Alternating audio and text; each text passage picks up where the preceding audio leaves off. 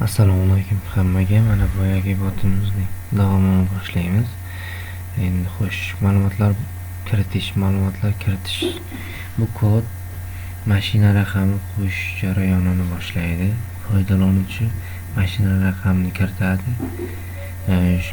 Kiritish tugmasini bosgandan keyin mana bu Edgar Handler funksiyasi ishlaydi va bot javob qaytaradi. Mashina raqamini kiriting deydi. Misol uchun mana mashina raqamini kiriting, masalan mana bu formatda deb aytadi. Xo'sh, sizlarga boyagi ma'lumotlar bazasini ko'rsatadigan bo'lsam, ma'lumotlar bazasida ma'lumotlar mana bunaqa ko'rinishda saqlanib turibdi.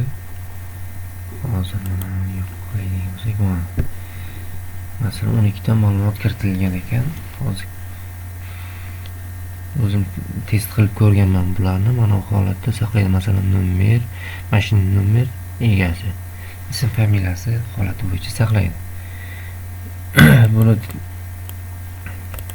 Telegramdan tokenni o'zi ko'rib chiqamiz. Xo'sh, kodga o'tamiz. Qolgan narsalarni tushuntiray, keyin Telegramni ulaymiz. Mana xo'sh, ma'lumotlar kiritishni nima qildik? Endi mashina nomer kiritish.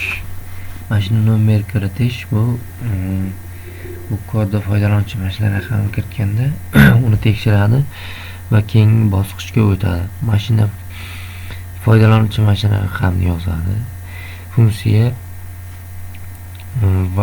wait for car number, mana bu car numberga car number holatida ishlaydi. Raqam holatini tekshiradi, foydalanuvchi ismi va familiyasini yozadi.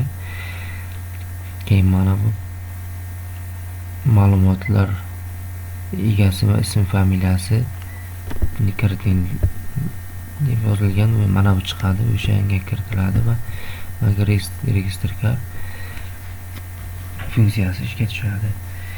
Bu kod raqamni tekshiradi, to'g'ri bo'lsa keyingi bosqichga o'tadi. Agar xato bo'lsa sirasi qaytaradi, xatolik beradi. Xo'sh, register wait for owner name deb nomlaganmiz. Bu kod foydalanuvchidan ism familiyani qabul qiladi va telefon raqamini saqlaydi. Mana telefon raqamini navbatdagidek saqlaydi. Foydalanuvchi telefon raqamini yozadi va buni add owner name funksiyasi ishga tushib ma'lumotlarni saqlaydi. Mana bu yerda phone number bu kod, mana bu kodimiz.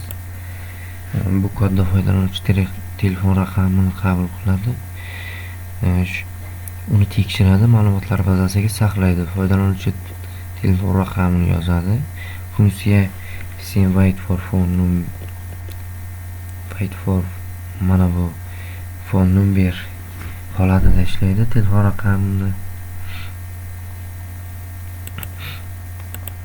raqamini kiritadi. Masalan, bu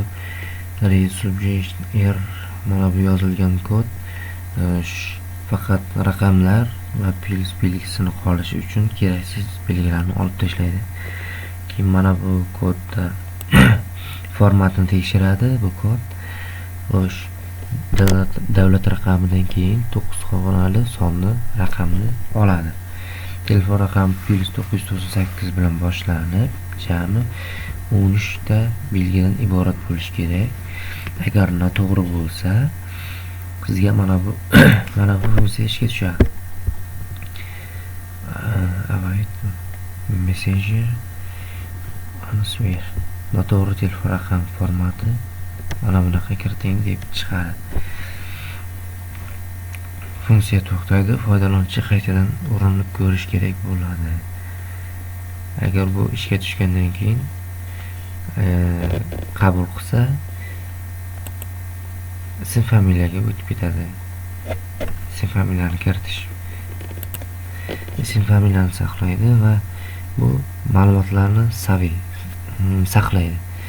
Ma'lumotlarni saqlagandan keyin qidiruv tugmasiga o'tib, bizlar mana bu qidiruv funksiyasiga o'tib kiritgan ma'lumotlarimizda qidirib ko'rishimiz mumkin.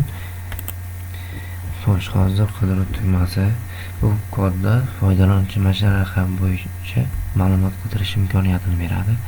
Mashina raqami bo'yicha qidiruv tugmasi bosilsa, mana bu qidirish uchun mashina raqamini kiriting degan ikonga xabar chiqadi. Xabar phishing holati bo'yicha fight for search query ga o'tadi. Bu kod foydalanuvchidan mashina raqamini oladi, bazadan ma'lumotni qidiradi va natija chiqaradi agar bazada mashina raqami kiritilgan bo'lsa. Agar kiritilmagan bo'lsa, chiqarmaydi. Bunday mashina agar mana topildi deydi. Mashina raqami, mana telefon raqam, ism familiya chiqib keladi.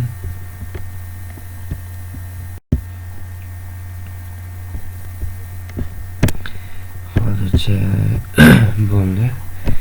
Keyingi darsimizga o'tsak.